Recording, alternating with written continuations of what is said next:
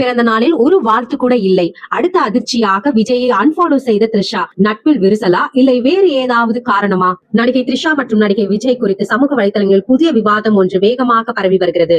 பல ஆண்டுகளாக விஜயின் பிறந்த நாளுக்கு முதலில் வாழ்த்து தெரிவிக்கும் பிரபலங்களில் த்ரிஷாவும் ஒருவர். அரிய புகைப்படங்கள், மனம் தொட்ட பதிவுகள் என ரசிகர்களை உற்சாகப்படுத்தி வந்தார். ஆனால் இந்த ஆண்டு விஜயின் பிறந்த நாளில் த்ரிஷா எந்தவித வாழ்த்தும் தெரிவிக்காதது ரசிகர்களின் கவனத்தை ஈர்த்துள்ளது. அது மட்டும் அல்லாமல் இன்ஸ்டாகிராமில் விஜயை த்ரிஷா அன்பாலோ செய்திருப்பதாக ரசிகர்கள் கண்டுபிடித்ததும் சமூக வலைதளங்களில் பல்வேறு யூகங்கள் கிளம்பியுள்ளது. இதையடுத்து இருவருக்கும் இடையே ஏதாவது கருத்து வேறுபாடு ஏற்பட்டதா அல்லது தேவையற்ற சர்ச்சைகளை தவிர்க்க எடுத்த முடிவா என்ற கேள்விகள் எழுந்துள்ளன.